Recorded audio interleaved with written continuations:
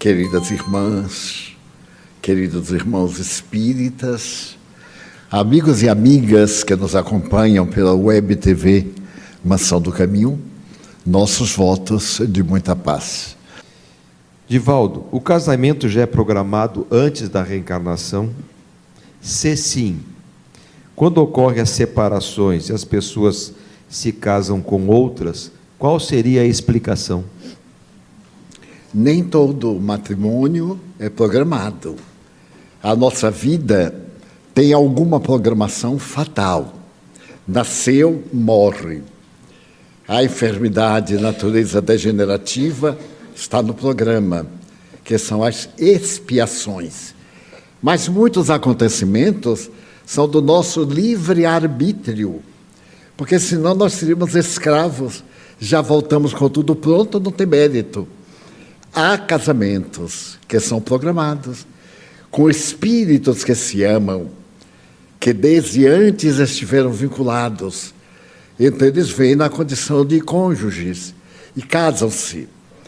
Mas ao longo da existência saturam, porque o sexo é uma função orgânica, através da qual nós sentimos emoções. A divindade foi tão sábia que ao sexo deu esta sensação técnica de prazer, porque nem sempre é prazeroso.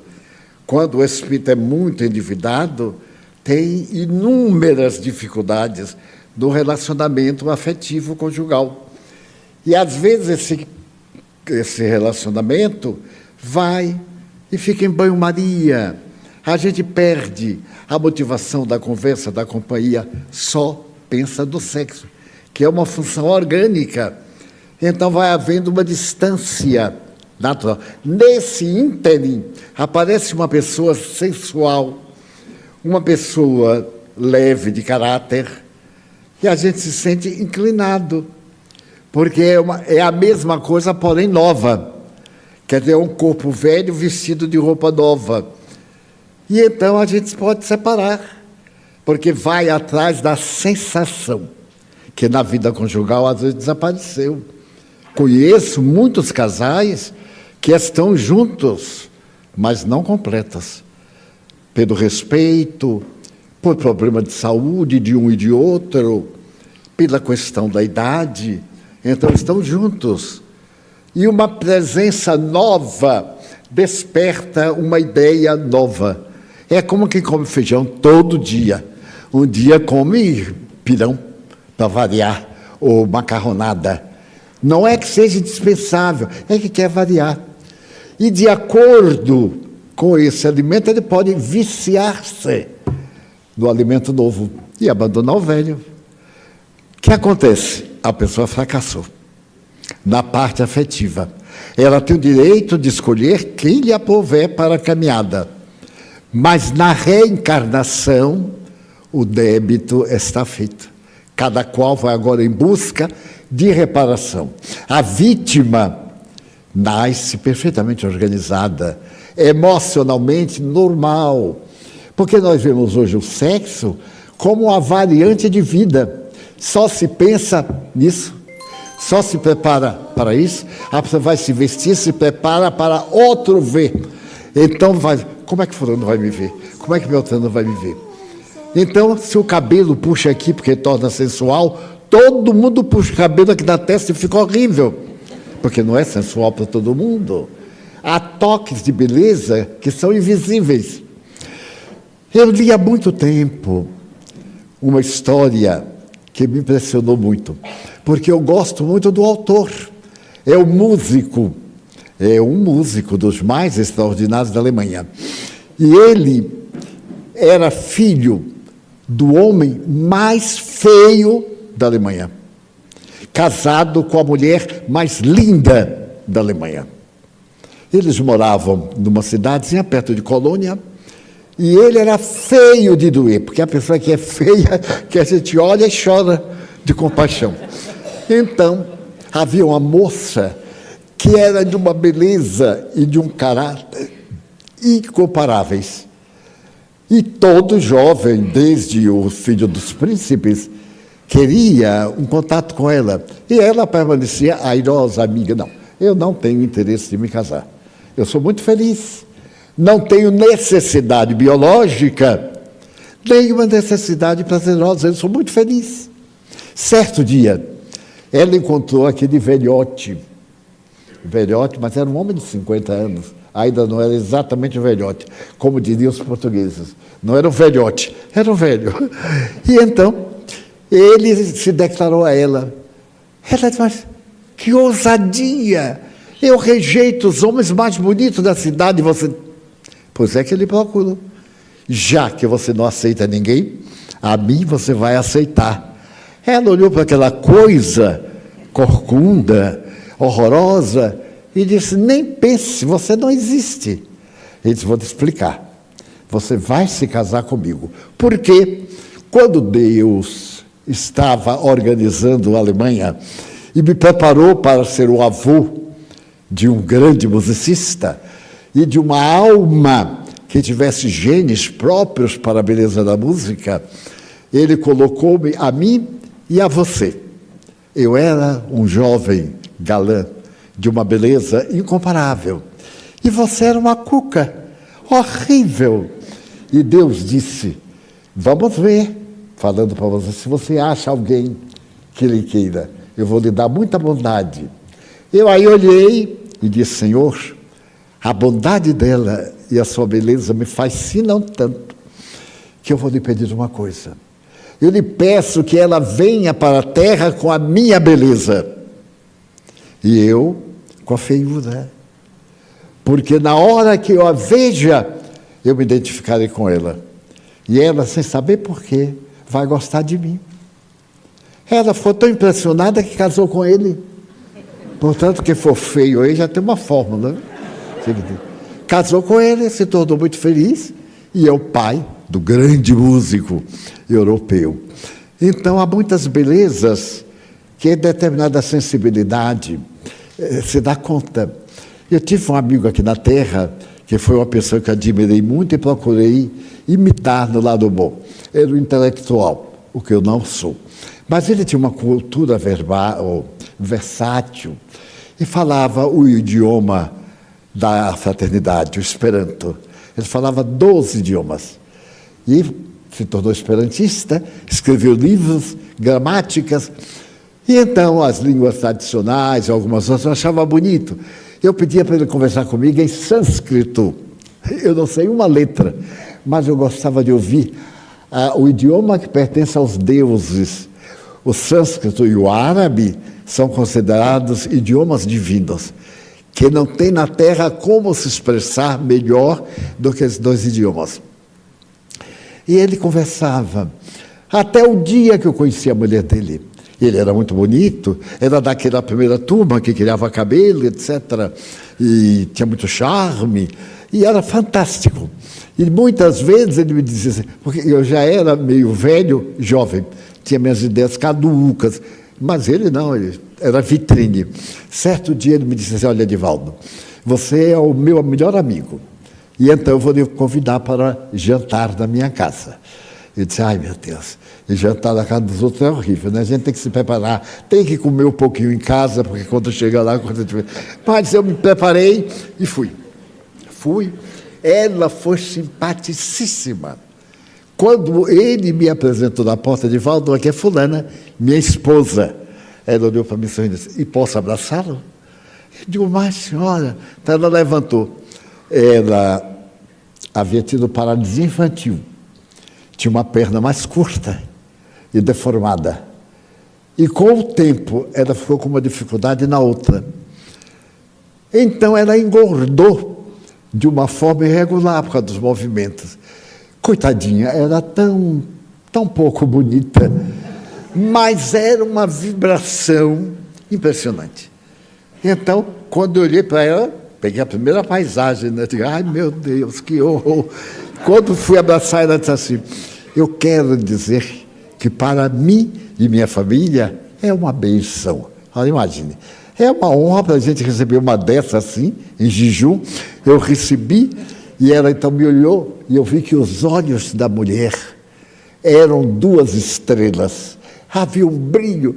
Ele disse assim, nossa, como a senhora tem um brilho espiritual.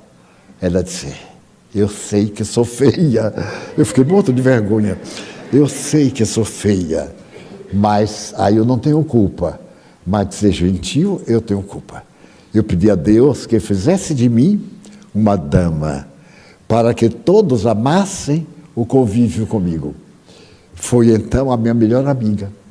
A partir dali, eu já estava íntimo. Quando terminou o jantar, eu até dei opinião e perguntou como que estava a comida, estava muito bem, etc. Eu que havia me preparado para comer um pouquinho, e jantei antes para garantir. Ela fez uma tentação, uma coisa que eu não gosto, que eu adoro. Botei no começo, mas aí eu disse assim, olha, a senhora vai perdoar, mas está tão bom. E pá! Olha, virei a maior guloseima daquela noite. Havia uma beleza particular. Assim é nós.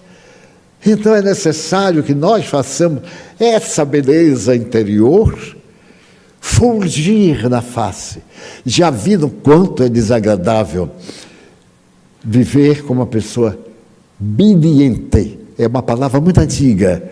É um problema de bidis. A pessoa está sempre de mau humor. Hoje é uma patologia. É uma espécie de esquizofrenia. E então a gente acorda, está aquela cara de panela. A gente levanta, está aquela cara de panela rachada. A gente vai deitar, está a panela rachada. Chega um dia e diz assim, muda a cara, fica feio de outra forma. E outro que a gente chega e está, olá, tudo bem? Tudo bem, já está íntimo. Mas é a beleza do coração. Vale a pena que a gente faça essa beleza do coração. E através de um estado interior a gente seja realmente feliz. Porque o objetivo da vida não é ter, é ser. Não é ter dinheiro. Porque muita gente tem dinheiro e é um problema. E hoje, principalmente, a gente não tem dinheiro, a gente tem créditos, tem isso, tem cartões, essas coisas todas atrapalhadas, né? Mas vive atormentado. Quando o cartão vai diminuindo e a gente chega a ter que tirar 30, mas só tem 20 em depósito, e toma aquela postura de lá vão meus últimos 20. Então a gente tem que fazer beleza muito interior, porque é essa beleza que nos dá felicidade. Obrigado, Divaldo. Uma pergunta do YouTube, de Cristiano.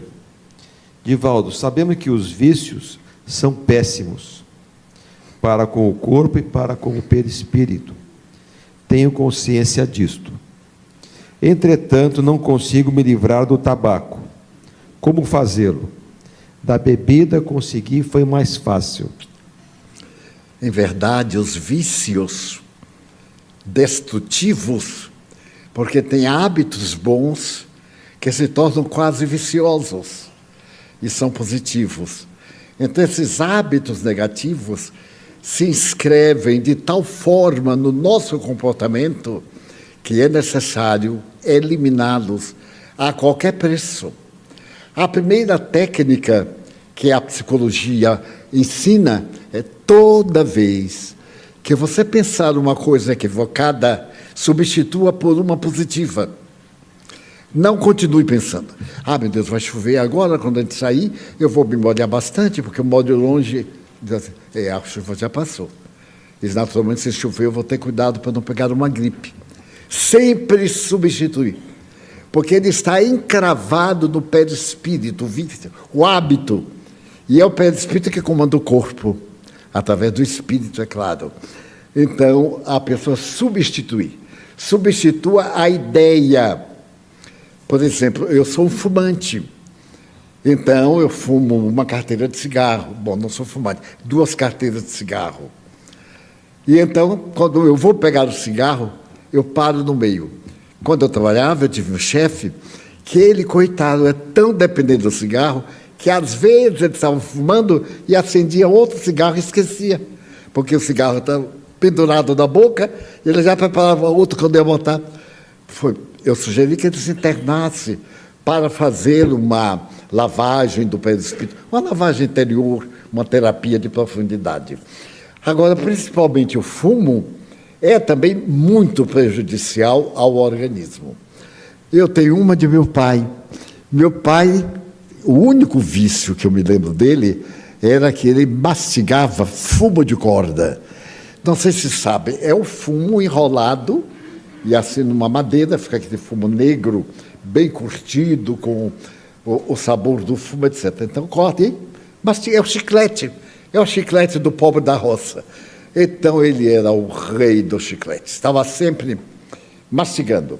Ele ficou velho, quando ele estava com uns 80 anos, e Nilson, meu primo dele, fornecia o fumo de corda, escolhia, tem aqueles que vendiam o melhor fumo, de água de menino e tal. Certo dia, Nilson me disse assim, Di, eu não vou dar mais esse fumo de corda a meu tio, porque é horrível, ele está para morrer, e vai morrer com esse vício, quando chegar no além, ele vai ter muito trabalho. E eu disse, olha, Nilson, faça como quiser, porque não tem jeito, né? E uma melhor hipótese, não diga nada não, deixa ele morrer contente, com o fumozinho de corda, ele morrer assim babando, é uma coisa, levamos no brinquedo. Mas aí Nilson chegou à tarde, voltando do trabalho, e ele perguntou, cadê o material? Porque ele fazia escolha, era quase um ritual. Aí Nilson disse assim, olha tio, o senhor é um viciado, o senhor sabe que nós somos espíritas, que o senhor é espírita, só que não é um espírita real, porque tem vícios, botou no plural. Ele disse que eu me lembro, ele tirou o chapéu. O de que eu me lembro não é um vício, é um prazer.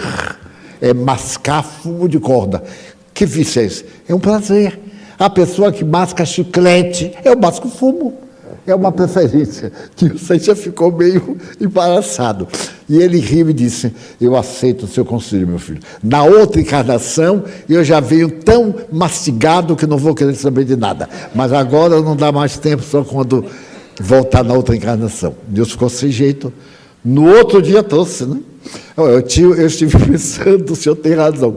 Aí deu aquele que é perfumado, que é uma coisa. Muito bem. Aí ele pegou e disse assim, meu filho, eu quero lhe agradecer, porque o fumo de corda, que faz muito mal a uns, a mim faz bem. Eu estou com 84 anos, sou o último da minha geração. Foi o fumo de corda. Foi o fumo de corda que me segurou, que matou os micróbios, eram tantos micróbios. E, ademais, quando eu estou fumando assim, ou quando eu estou mastigando, eu fico dizendo assim, ai meu Deus, como o senhor é bom, hein? Como o senhor me dá prazer. E então agora eu vou diminuir para você não ter conflito, para vencer a sua missão de aconselhar os que têm vício. Mas deixa eu morrer mastigando, meu filho. Deus sorriu muito e o velhinho continuou. Ele morreu com 88 anos. Não tinha um dente cariado. Eu perguntei a um dentista, qual é o milagre? Porque eu tenho uma boa arcada de lobo. Mas ele tinha uma dentadura assim, de fotografia. E ele dizia assim, fumo de corda, mas não comece não, que você tem os dentes fracos. Ele queria dar o conselho, mas não dava. Pois é, quando ele estava para morrer, eu estava conversando com ele, e ele me disse, meu filho, está chegando a hora, não está? Eu digo, pelo que eu tenho capacidade de perceber, os espíritos estão chegando, pai. Mãe já chegou, e ela está rindo, de que o senhor está alegre. Ele disse, é mesmo, eu não me lembrava de Ana, na hora da morte que eu vou encontrar com ela, eu não lembrava, vai ver que foi o fumo de corda que me tirou, e foi gaguejando, e daí a pouco ele virou para mim e disse assim, meu filho, me dá uma lasquinha do fumo para eu morrer no delírio. E desencarnou com a boquinha, passou o tempo, ele esqueceu. E quando foi um dia, o espírito Joana de Anjos trouxe ele para dar uma mensagem. E fui eu quem recebeu a mensagem. Ele começa fazendo uma carta à família. Meus filhos, fulano, Beltrano, Nilson, quero lhe agradecer aquela última baga da hora da morte. Eu digo, nossa, como é importante o fumo de corda. Mas era um vício. E tão forte que ele não pôde libertar. Então, nós poderemos nos libertar dos vícios pela substituição de um por outro problema. Então, a gente cria um outro vício, só que positivo. a gente aprende a falar bem. E aprende também a gostar. A gente está, por exemplo, fumando cigarro, tirando outro, diz assim, nada de fumar cigarros elétricos, é tudo faça. Tem que dizer. Bota um para ficar olhando, 3 dias depois já está com uma psicose, um transtorno. 10 dias está livre. Que incomoda? Incomoda. Mas já viu nada pior do que cãibra? E por mais cuidado que a gente tenha, sempre tem uma cãibra. Eu sou o rei da cãibra das mãos, por causa do meu trabalho de digitação, de psicografia. E às vezes dói da gente chorar. Então eu digo, não é possível. Eu lhe trato tão bem, dou muito asseio a você, não é falando com ela, e você se atreve a querer me dificultar? Então, tem um médico que me assiste, faço bloqueio, já fiz 3 bloqueios, e cada vez vai diminuindo o efeito. Porque o médico me disse assim, com toda a lealdade, olha, Divaldo, eu podia fazer uma cirurgia aí no Cárpio, mas na sua idade, né? Você vai viver tão pouco e correr o risco, porque é uma cirurgia. Eu digo assim, mas escute, o senhor é padre ou é cirurgião? É de cirurgião. Eu digo, então não me dê conselho de padre. Que negócio é esse que ele não vai viver? Eu talvez vá a seu enterro. Então, nos libertemos. Porque, afinal, desde que não prejudique organicamente, ele cria distúrbios orgânicos, por causa dos produtos que envolvem a folha de fumo para que ela seja conservada. É como o cigarro. Eu li que ele tem 82 substâncias químicas. 82. Então, muita coisa que tem substância química eu não tomo. Porque eu digo, pelo menos aqui eu já diminuo essas substâncias químicas, vou ter outras. Mas nós podemos mostrar ao corpo que o espírito, a vontade, é que manda. E ficar feliz de controlar. Porque controlando esse pequeno vício, outros, os vícios morais, que são muito piores, os vícios cruéis da impiedade, da ausência de compaixão, esses são terríveis. Mas esses outros, falar um pouquinho da vida alheia, não é mal, é uma distração. Como diz uma amiga minha, eu falo por falar. A gente não pode ficar calada, então eu conto. Mas coitada, ela é tão boa, né? Divaldo, é boa, minha filha. Mas não precisa me contar os casos dela. Mas porque você não quer ouvir, não me interessa. Ah, mas se você souber alguma coisa, e conta. Conta na maior leviandade.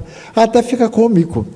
Então, a fé religiosa é esse estado de saúde mental, de saúde interior, de bem-estar, de muita coisa que a gente fazia e já não faz. Muitas pessoas dizem assim, Divaldo, mas eu olho para trás, fico bem contente, porque eu tinha tal hábito, hoje nem parece. E é verdade, porque a gente queria outras manifestações positivas. Daí, o cigarro, o tabaco, no cachimbo, ou em qualquer outro, é prejudicial na condição da saúde e da nossa dependência daquilo que nos impõe. Eu solicito aí a técnica para nos dar um pequeno intervalo nesse instante, por favor. Antes de contribuir em nosso diálogo, eu gostaria de apresentar os nossos irmãos que estão aqui em Salvador mais uma vez. Hoje, porém, chamamos-los para que tenhamos maior intimidade com o casal Leonor e Fernando, de Coimbra, em Portugal. Esses irmãos vêm realizando uma obra espírita de muito mérito, porque não apenas a sede em Coimbra é dedicada inteiramente à doutrina espírita, com tudo o que desempenham, principalmente na área da desobsessão, ou das enfermidades provocadas por entidades espirituais, é tão grande que sensibilizou alguns estudiosos, mestres da Universidade de Coimbra, e que realizaram experiências com caráter rígido da investigação científica para separar as patologias espirituais e as perturbações de natureza orgânica. Foram feitos estudos com pacientes orgânicos e pacientes obsidiados. Os resultados foram todos dentro da rígido da investigação científica para separar as patologias espirituais e as perturbações de natureza orgânica. Foram feitos estudos com pacientes orgânicos e pacientes obsidiados. Os resultados foram todos dentro da informação bem dirigida de que saúde é o estado espiritual que se reflete no corpo no processo da evolução. Também podemos lembrar que nem sempre na Terra gozaremos de saúde, por uma questão do nosso processo evolutivo. Somos espíritos que nos estamos aperfeiçoando através dos desafios e dificuldades. E que o trabalho de Leonor, de Fernando e outros é essencialmente de dignificar o doente e superar a doença. De alguma forma, todos somos doentes. Não tem ninguém com o organismo absolutamente saudável. Tem em estados temporários de saúde, mas periodicamente o organismo se debilita, a fauna microbiana invade as nossas células e ficamos doentes. Mas isso dentro de um programa. É o caso da apometria. Eles não podem afirmar que todos irão ficar sadios. Se o paciente não melhora moralmente, mesmo nas doenças de natureza orgânica, ele não readquire a saúde, porque é um problema de vibrações, de energias do mundo espiritual. Afinal, nós somos um bloco de energia condensada em átomos e aglutinadas em células. Quando esses átomos, por esta ou aquela razão, mudam de postura e se unem um a outros, formam outros biótipos, outras vidas, outras organizações. Então, é necessário perceber-se que a cura das obsessões vai depender muito do bem que o obsidiado possa fazer para poder recuperar-se através do perdão da sua vítima. No livro Céu e Inferno, no capítulo 7, Allan Kardec tem algo psicológico que a mim me fascinou a primeira vez que li, a grandeza da doutrina espírita. Nós sabemos que através da medicina, primeiro tem que encontrar a causa, através dos exames, depois a terapêutica e depois o processo de recuperação. Naquele capítulo, Allan Kardec diz o seguinte: um dos problemas bem difíceis da nossa vida moral é o perdão. Porque o perdão não é apenas um ato de dizer eu te perdoo. É um processo emocional, mental, de consequências físicas. Eu conheço pessoas que me dizem com toda honestidade: eu não tenho raiva, mas tenho uma mágoa que não consigo tirar. E nessa mágoa, é claro, eu desejo o mal a quem me fez o mal. Portanto, é perfeitamente normal, porque nós somos constituídos de emoções. Daí o velho ditado: o filho mais querido é aquele que é melhor para os seus pais. Numa família grande, normalmente se destaca um ou mais filhos pela sua dedicação. Não é que os outros não mereçam, é que às vezes nem sabem demonstrar. Muitos de nós temos dificuldade de ser gentis, de demonstrar nosso afeto, temos vergonha, outros têm mais facilidade. E é lógico que a gente se sente muito melhor com quem é alegre, com quem nos desculpa, do que com aquele que é rancoroso. Então não é uma questão de amar mais, é uma questão de estar melhor ao lado de alguém. Então os espíritos que nos odeiam, porque nós lhes fizemos mal, devem perdoar-nos, porque enquanto houver neles sofrimento, nós somos o culpado. Fomos nós que o atiramos no poço. E se ele nos odeia, é porque nós não agimos corretamente. Ou porque, talvez, na sua inferioridade, ele viu o mal no lugar do bem. Então, diz Kardec, primeiro, a gente diante de uma bênção, que é a dor, deve tomar 3 atitudes. Alguém me ofendeu radicalmente, e eu soube. Então, a minha atitude é digerir.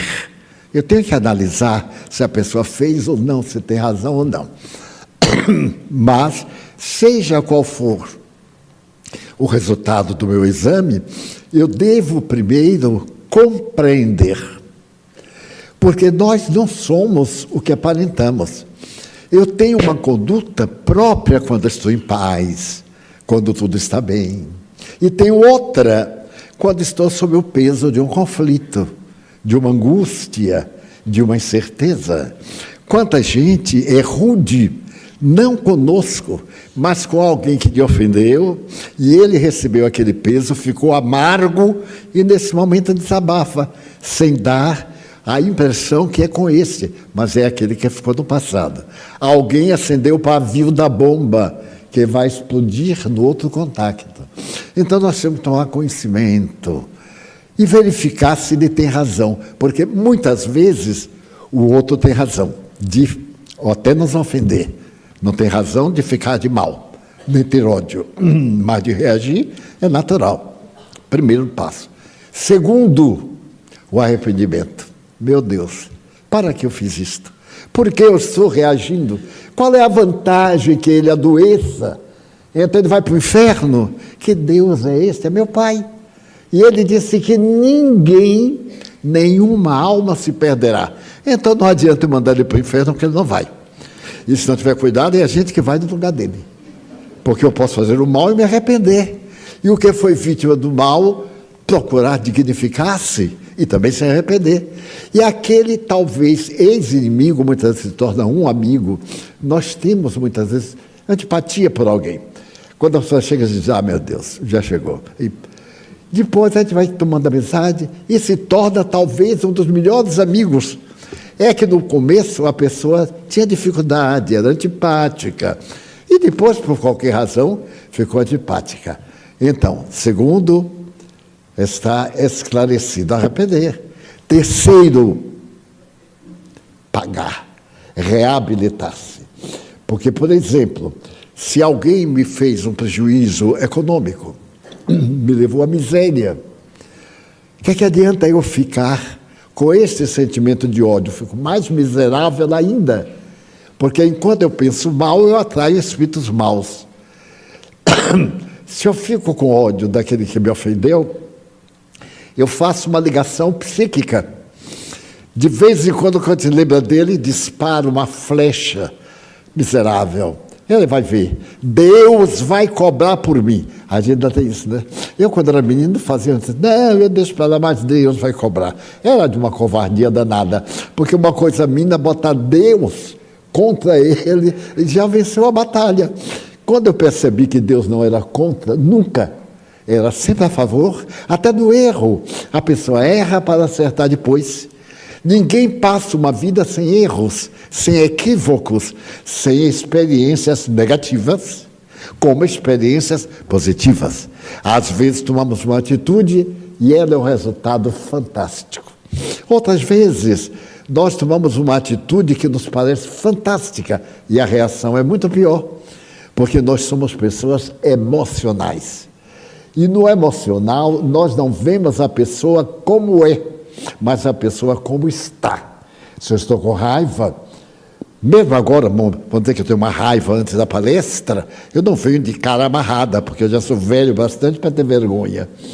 Então eu dou aquele ar leve, mas eu fico dizendo assim, que Deus te abençoe. Não hoje, mas daqui a uns 20 anos, depois que você purifique, eu dou o meu jeito. E hoje, com a idade, quando algo me faz alguma coisa, eu digo, ele vai ficar velho. Olha que vingança. Quando ele ficar velho, ele vai pagar direitinho, porque a velhice é uma benção para quem sabe viver. Outra coisa é quando a pessoa me subestima, ou por acaso um jovem intelectual, com muita cultura e pouca dignidade, me olha com aquela superioridade, eu digo assim, sorrindo, pois é, eu já fiquei velho, e você, eu não sei. Isso é uma vingança da gente, né? A gente está se vingando rindo. Meu bem, eu já tenho meus 90, agora você eu não sei. Isso é uma praga terrível. Então, a necessidade do perdão é inerente. E é através dela que nós vamos adquirir a nossa plenitude. No âmago da doutrina espírita, encontramos a compreensão de que a vida é um ciclo contínuo de aprendizado e evolução. Desde a reencarnação, cada um de nós traz consigo um plano de vida, que inclui, entre outros aspectos, as experiências que nos levarão a expiações e a reparações. Esse planejamento é feito com a intenção de reparar erros do passado e avançar moralmente. Assim, enfermidades e dificuldades na vida atual podem ser vistas como expiações de faltas cometidas em vidas anteriores, exigindo, portanto, um trabalho de autoconhecimento e transformação pessoal. Esse mesmo princípio aplica-se ao casamento, que pode ser visto como um compromisso pré-estabelecido na programação reencarnatória. No entanto, como Divaldo ressalta, isso não é uma regra absoluta. O livre-arbítrio é uma peça-chave, moldando o destino através das escolhas que fazemos. A vida conjugal, muitas vezes imaginada como um refúgio de amor e companheirismo, também pode se tornar um campo de desafios. As dificuldades emocionais e a rotina podem desgastar a relação, levando um dos cônjuges a buscar fora do lar a satisfação que antes encontrava no parceiro. Esse desejo por novidade é comparável a um paladar cansado, que anseia por novos sabores, o que na prática pode resultar em separações. Contudo, mais do que as mudanças externas, a doutrina nos chama a buscar a beleza interior. A essência verdadeira do ser vai muito além da aparência física ou do prazer momentâneo. A história de um músico, filho de um homem que era considerado o mais feio da Alemanha, nos ensina uma profunda lição. Esse homem casou-se com uma bela mulher, mostrando que a verdadeira essência está na alma e não no físico. A beleza interior é a chave para a felicidade e a plenitude, transcendendo os prazeres efêmeros da vida material. Divaldo também aborda de maneira incisiva os vícios, especialmente o do tabaco. Os vícios se manifestam como dependências que afetam não apenas o corpo, mas também o espírito. Superar esses hábitos prejudiciais é um verdadeiro ato de coragem e uma demonstração de força de vontade. A substituição de um hábito negativo por um positivo é fundamental para essa transformação, pois o espírito, sendo o verdadeiro controlador do corpo, precisa se impor sobre as limitações físicas. Mais do que uma simples questão de saúde, os vícios deixam marcas profundas no perispírito, que podem reverberar na vida espiritual e em futuras encarnações. Kardec, em sua obra O Céu e o Inferno, vai além ao tratar das questões morais, especialmente sobre o perdão. Ele esclarece que a mágoa e o ressentimento são como venenos para a alma, criando laços negativos que afetam nossa saúde física e espiritual. Quando guardamos ressentimento, nosso corpo sofre, e nossa alma se conecta a vibrações mais densas, atraindo espíritos inferiores. Sentimentos como raiva e mágoa, além de prejudicarem nossa saúde, nos tornam vulneráveis à influência de obsessores, que aproveitam essas fragilidades emocionais para nos desequilibrar ainda mais. Isto significa que todos possuímos alguma capacidade de sentir a influência dos espíritos, embora nem todos a manifestem de forma clara ou intensa. E Kardec nos esclarece que a mediunidade está diretamente ligada à nossa moralidade. A qualidade de nossas ações, bem como o estado de nossa mente e coração, atraem espíritos de ordens variadas. Aqui entra a importância do perdão, não como um simples gesto ou uma palavra vazia, mas como um processo profundo de cura emocional. O perdão rompe esses laços densos, abrindo espaço para a paz interior e para a conexão com espíritos mais elevados. Quando perdoamos, libertamos a nós mesmos das amarras espirituais, permitindo que nossa jornada evolutiva se desdobre de maneira mais leve e harmoniosa. Portanto, a interconexão entre nossas ações, As escolhas que fazemos e as consequências que elas trazem é um dos pilares do entendimento kardecista sobre a vida futura. A narrativa nos ensina que a verdadeira felicidade não se encontra na posse de bens ou na satisfação imediata de desejos, mas sim na construção de um ser interior pleno e equilibrado. Após a morte, cada um encontrará a realidade que construiu em vida. Portanto, é fundamental que cultivemos a bondade, a compaixão e a beleza interior. Assim, a jornada da vida se revela como um caminho de aprendizado, onde cada escolha, cada ato de amor ou de perdão, nos aproxima da plenitude espiritual que almejamos.